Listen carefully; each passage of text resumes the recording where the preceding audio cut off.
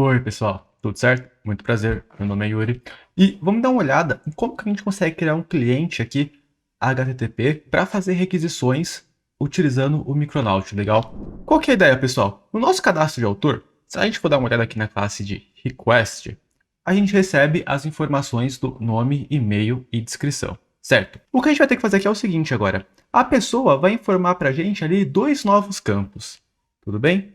Vai informar o CEP, que é uma string, e vai informar também o número da residência aí desse autor ou autora, que eu vou deixar também como string, pessoal, porque pode ter aqueles casos, né, da pessoa morar ali numa casa um A, um B, um C, por exemplo. Então, vou deixar como string só para simplificar, facilitar a nossa vida, certo? E vou deixar só essas duas informações para a gente fazer um cadastro de endereço bem simples também, legal? A única coisa que eu vou fazer, pessoal, aqui é dizer que, em ambos os casos, essas informações são obrigatórias, ou seja, não podem vir nulas, certo? O que a gente vai tentar fazer aqui então? Bem, a gente vai ter que vir aqui, né? E, dado esse endereço do CEP que a pessoa passou, a gente vai consultar em um outro serviço, um serviço externo, aqui ao nosso, a informação desse CEP, e esse CEP vai retornar para a gente ali a rua, a cidade e o estado desse endereço, né? Dado esse CEP, a gente vai fazer essa requisição para o serviço, vai retornar para a gente aí qual que é a rua, a cidade e o estado. Legal? Então, vamos começar. Já falamos aqui que nossa classe de request espera um CEP, né? Espera ser passado um CEP na hora da requisição. O que a gente vai fazer aqui então? Aqui no nosso controller, antes da gente criar o autor, né, de pedir lá pro DTO, né, de entrada, para nossa classe de novo autor request criar com ser convertida para um autor, a gente vai ter que fazer uma requisição para um serviço externo, legal? E para isso, a gente vai precisar utilizar um client aí, HTTP. Vamos tentar traçar um paralelo aqui com o Spring e tentar ver quais são os tipos de client que a gente pode utilizar para realizar esse tipo de tarefa, né? Pensando no Spring, a gente tem ali dois tipos de client que a gente consegue utilizar, basicamente, tá bom? Que são os clientes programáticos, isso é, explícitos, e os declarativos. Um cliente programático seria lá como um REST template, ou o web client, né, do Spring Reativo, eu acho que é esse o nome lá, que dá para a gente usar também, onde a gente de forma programática, né, de forma explícita, vai fazendo o passo a passo da requisição. E o Spring também permite que a gente faça um client de forma declarativa, utilizando aí projetos como o OpenFem, certo? Então, se a gente for pegar essa ideia do OpenFem, né, a gente vai criar lá uma interface como se fosse um repositório ali, e a gente vai anotar essa interface com algumas informações, por exemplo, qual que é o tipo do verbo HTTP que vai ser feita a requisição, qual que é a URI que vai ser feita a requisição, e o Spring lá, em tempo de execução, vai criar uma implementação dessa interface para a gente, certo? Aqui no Micronaut vai funcionar de uma forma similar. Bacana? Eu vou vir aqui na documentação, já deixei a documentação aberta aqui para te dar uma olhada. E na própria documentação do Micronaut, ó, item 7.3 está falando aqui sobre clientes HTTP de forma declarativa. E eu já deixei aqui aberto uma forma da gente, o exemplo, né, que ele dá de uma forma para a gente criar esse cliente. Basicamente, o que a gente faz aqui é criar uma interface e anotar ela com @client, informando qual que é o URI aí, qual que é o recurso, né, que a gente vai tentar bater. Uma coisa interessante, pessoal, a gente dar uma olhada aqui nessa documentação, é o quê? Ele está falando, né, explicando aqui cada passo a passo. Então, por exemplo, essa solução do @client vai ser usada por um valor relativo, né, nesse próprio servidor que a gente está agora. Então, seria, se a gente está rodando localhost 8080, ele ia fazer uma requisição aqui para localhost 8080/pets. Ele só está falando, né, que essa interface stage de Pet Operations, que é uma interface que ele cria lá em cima, só para definir algumas operações comuns, que vai ser reusada, legal? E o método save aqui, que é o método de fato que essa interface vai fazer a requisição. Além disso, pessoal, aqui um pouco mais abaixo da documentação, ele tem uma coisa muito importante para a gente dar uma olhada, que são os tipos de retorno que a gente pode utilizar no nosso HTTP client, nosso cliente declarativo aí. Então a gente pode utilizar o tipo publisher, a gente pode utilizar aqui HTTP response, a gente pode utilizar também o tipo publisher, né, que emite aí um POJ, ou seja, que emite uma classe nossa, do mesmo jeito que a gente pode estar utilizando aqui, na última informação, um simples por do Java, isso é uma classe com getters e setters e um construtor padrão. A gente pode retornar uma sequência, né, uma string, a gente pode retornar um completable future. Aqui nesse caso do publisher, né, a gente está falando ali para retornar padrões ali reativos, né, do RxJava, etc. E esse é um ponto importante para a gente notar, pessoal. Eu não vou me estender muito aqui nessa parte sobre aspectos reativos, legal? Sobre como que a gente consegue fazer essas formas assim, blocantes, não blocantes, o que é reativo, o que não é. Nesse vídeo aqui vai ter outros vídeos para explicar isso daí, tá? Explicar como o Micronaut trata isso. Mas o Micronaut, ele deixa aqui a documentação falando o seguinte, ó. Que tá falando aqui, né, que geralmente qualquer tipo reativo pode ser convertido para um publisher, né? Que é essa interface aqui que ele está utilizando. E aqui ele até dá os exemplos do RxJava, né, do Reactor, etc. E ele está falando também que a gente consegue retornar o completable future. Só que ele fala aqui também que, ó, qualquer outro tipo que a gente vai retornar vai resultar em uma requisição blocante. Ou seja, sempre que a gente retornar aí qualquer outro tipo que não for um desses tipos reativos, né, ou um desses tipos aí, por exemplo, completable future, vai retornar, aquela requisição vai ser blocante, ou seja, vai separado aquela thread, no nosso caso aqui a gente está falando da thread da requisição, para ser feito essa comunicação com o servidor na hora da requisição, certo? Aqui na documentação ele fala, né, que isso daí não é recomendado para outra coisa a não ser para testes. Justamente porque quando a gente está fazendo esse tipo de requisição, né, essa requisição blocante, a gente está parando ali uma thread no servidor, e, por exemplo, no caso do Micronaut, né, que está trabalhando ali com o Event Loop, essa requisição está vindo, aquela thread do Event Loop está parada, enquanto a comunicação com o servidor, né, enquanto esse socket aí da request não for fechado para a gente continuar o fluxo padrão dele. Então isso daí pode sim ocasionar em algumas coisas, em alguns problemas de performance, tá bom? Mas, por agora, a fim de teste, né, a fim de mostrar como se implementa esse client, a gente vai estar utilizando aqui um tipo de retorno que vai ser blocante, legal? Em outros vídeos aqui do Micronaut, a gente vai ver como tentar contornar aí essas coisas do Event Loop e utilizando aí também talvez esses padrões reativos ou tentando utilizar outras formas aí de I/O não blocante, certo? De entrada e saída aí não blocante. Legal? Bacana. Feita essa explicação, vamos voltar aqui e tentar criar a nossa interface. No caso, vou voltar aqui para o código, tá aqui. A gente vai ter que vir aqui e criar uma interface do Kotlin que eu vou chamar de endereço client. Só para seguir o padrão, né, de todo client HTTP aí ter esse sufixo client no final. Bacana?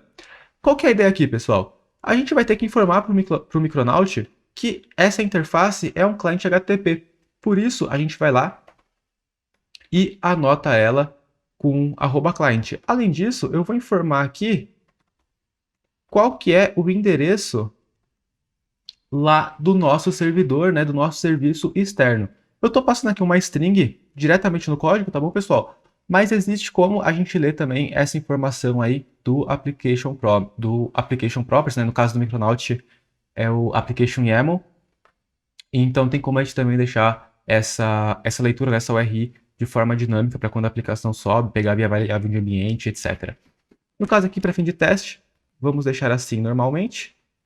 E a gente vai ter que fazer aqui, né? A gente sabe que vamos ter que consultar aí um CEP, que é justamente o endereço lá que a gente vai estar passando, né? Que vai retornar para a gente a rua, a cidade e o estado.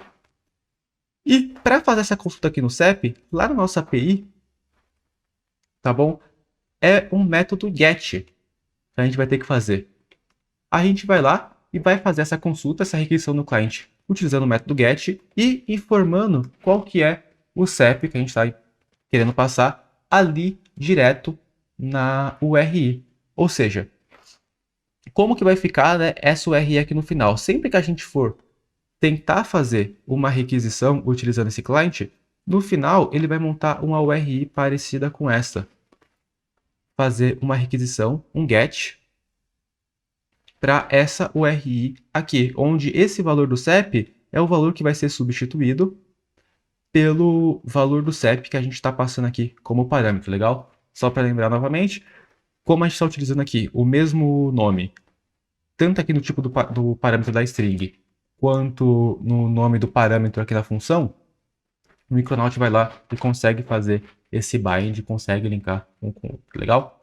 Bacana. O que está faltando aqui é a gente falar o seguinte, qual que é o tipo de retorno que nossa função aqui de consulta vai fazer, né? E eu vou pedir para ela retornar um HTTP response.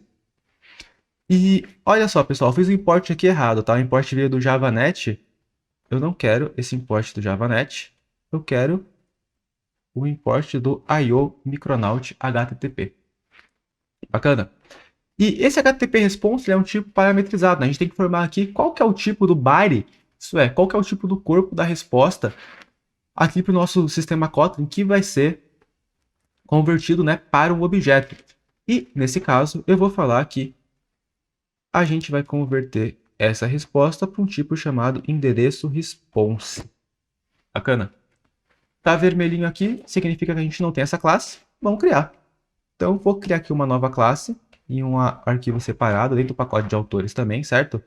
E essa classe endereço response, pessoal, ela vai ser bem parecida com aquela classe que a gente criou para fazer a requisição, né, lá de um novo autor request.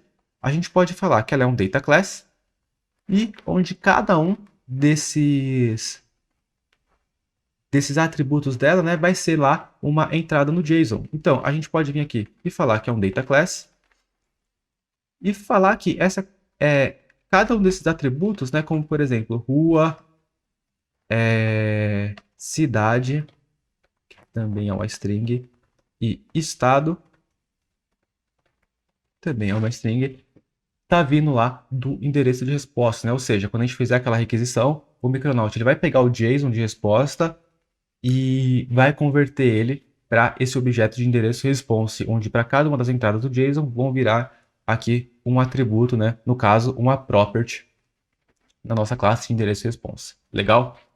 Se a gente der uma olhada aqui no client, ó, o client está ok aqui, já está sendo compilado de uma forma bem legal. O que a gente tem que fazer aqui agora, pessoal? Bom, aqui no controller, até deixa eu comentar, né, a gente tem que fazer uma requisição para um serviço externo. Ou seja, de alguma forma, a gente vai ter que ter aqui o endereço client e pedir para ele consultar aí o CEP. E da onde está vindo esse CEP? Lá da requisição. Então, aqui no nosso request, a gente pode vir aqui e passar um request.cep. Legal? E esse consulta, né, pessoal? Isso daqui devolve para a gente uma resposta aí, que é justamente o endereço response. Legal? Só que esse client aqui está vermelhinho porque a gente ainda não declarou ele na classe. Esse client tem que vir de algum lugar. E como será que a gente pode utilizar nesse client aqui no controller? Vamos pensar como que a gente fez com o repositório. Para utilizar o repositório aqui na classe, a gente pediu para o Micronaut injetar ele para a gente na classe, né? Ou seja, pegar aí uma instância desse repositor e injetar aqui na classe via construtor. A gente pode, pessoal, da mesma forma, vir aqui e pedir para o Micronaut injetar esse endereço client. E aí, em tempo de compilação, o Micronaut vai lá, vai gerar o código do client e já vai injetar ele aqui para a gente dentro do cadastra autor controller, legal? Bacana, ó. Já não está dando mais aquele erro de compilação. O que falta a gente fazer? Associar esse endereço da resposta na hora da criação do autor, né, com o autor, e no final seguir aqui o fluxo normal, salvar o autor no banco. Então, o que a gente faz aqui, pessoal? Nesse nosso método de request, eu vou passar o endereço response, legal? Aqui para ele como parâmetro. Ele está vermelhinho e eu vou falar para ele adicionar esse parâmetro endereço response aqui no método para autor. Legal? Só que olha que legal, pessoal. Nesse caso aqui, a gente está passando a classe, né, HTTP response diretamente para cá, para o nosso método de para-autor. Eu não quero isso. Eu quero assim, ó. Você retornou o endereço para mim, eu não preciso agora ter acesso esses comandos HTTP, né? A essa classe que encapsula aí o retorno HTTP, como o verbo, como o status code, etc. Eu só quero realmente ter acesso ao body da resposta, que é do tipo endereço response. O que a gente precisa fazer aqui então? Ó? Como essa classe endereço response daqui, ela é uma resposta HTTP, certo? Eu vou até deixar aqui explícito que ela é um HTTP response de endereço response, só para a gente ter, só para ficar claro aqui, né, nessa parte. Ela é aqui uma HTTP response de endereço response. Isso daqui está encapsulando qual que é a resposta HTTP, né? Ou seja, está encapsulando tanto o body da resposta quanto o status code, headers, etc. Aí, todas as informações que o servidor pode passar para a gente na hora da resposta. O que a gente faz aqui então? Esse endereço response, o que a gente está interessado nele é o body, ou seja, o corpo dessa resposta. Só que, pessoal, se a gente der uma olhada aqui, ó, o IntelliJ está reclamando de novo, por quê? Se a gente passar o mouse em cima, a gente vai dar uma olhada, que é o seguinte, ó. Foi requerido para a gente o endereço response, ou seja, lá o parâmetro que a gente declarou nesse método para autor dentro do novo autor request é do tipo endereço response. Só que aqui, esse body foi passado com o tipo endereço response interrogação. Por que essa interrogação? Pode ser que em algum momento o servidor pare de... A gente faça uma requisição, o servidor não entregue uma resposta para a gente, ou ele pare de enviar um body na resposta para a gente. Ou seja, esse body ele é completamente opcional. O cliente não sabe se o servidor vai enviar um body na resposta ou não. O que acontece nesse caso, pessoal? Como esse body aqui ele é opcional, o Kotlin coloca justamente esse operador de interrogação com o operador lá de noSafety, para evitar que a gente tome no pointer exception na hora que estiver escrevendo um código. Só que aqui nesse caso, pessoal, eu tenho certeza, eu quero garantir para o Kotlin que existe um body ali na resposta. Por isso eu estou passando aqui esses dois sinais, tá bom? De exclamação, e justamente vai forçar o Kotlin aí a não utilizar esse operador de noSafety. A gente está garantindo para o Kotlin que esse body tem alguma coisa. Pessoal, o ideal, tá bom? Seria sempre a gente checar para ver se o body foi retornado ou não foi retornado para evitar aí alguns tipos de erro, certo? E para evitar também que nosso programa tenha um comportamento inesperado, ou seja, que lança uma exceção aqui por alguma coisa. No caso, eu estou passando isso daqui, tá bom? Tá indo um pouco contra o que o Kotlin faz, né? Só para ficar um pouco mais didático aqui a explicação do cliente, mas idealmente a gente poderia ter aqui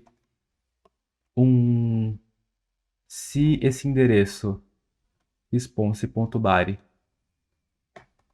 for nulo, e aí aqui a gente fazer alguma coisa, né? Sei lá, a gente vem aqui e pode retornar, por exemplo, return bad request, por exemplo, para a pessoa para falar assim, ó, você passou aí um endereço que não foi retornado. Aí nesse caso, a gente já está fazendo a checagem, né? Se a gente for dar uma olhada aqui, a gente até já consegue fazer ter essa certeza aqui, né, que esse endereço aqui ele não vai ser nulo. Aqui no caso não precisa disso. Vamos continuar utilizando aqui as exclamações. Bacana? Boa, pessoal. Dentro do parautor, o que a gente vai ter que fazer agora? Transformar esse endereço response aqui em um endereço. Ou seja, a gente vai ter aqui uma constante endereço, que vai ser do tipo endereço, onde vai receber esse endereço response e também vai receber o número aí da casa da pessoa. E o nosso autor vai receber um parâmetro com esse endereço, certo? Para falar, para associar, para a gente conseguir associar, né, o autor a um endereço. Vermelhinho aqui significa que a gente tem que criar essa classe. Vou criar ela aqui em um arquivo separado. Bacana?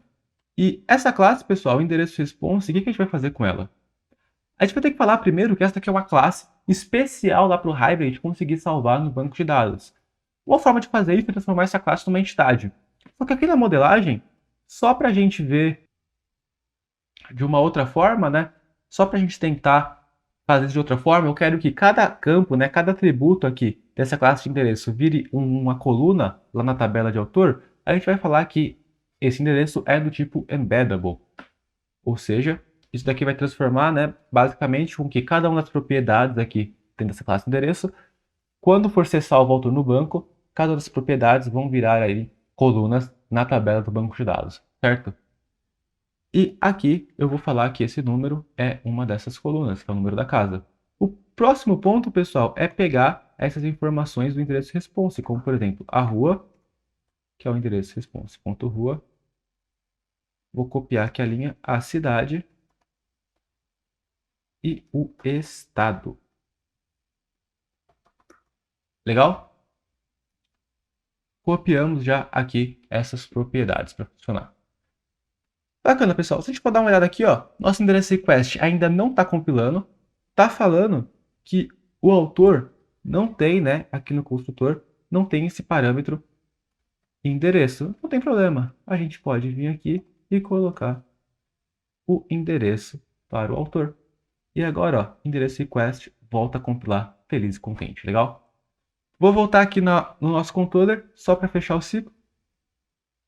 Vamos dar uma olhada, ó. Aqui a gente já viu, então vou apagar esse tipo de retorno aqui, deixar implícito novamente para enxugar o código. Aparentemente tudo certo. Vou vir aqui e pedir para subir o nosso servidor.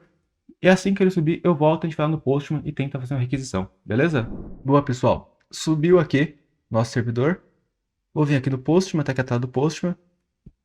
Eu já deixei aqui uma requisição, né, mais ou menos pronta, passando o número e o CEP também, certo?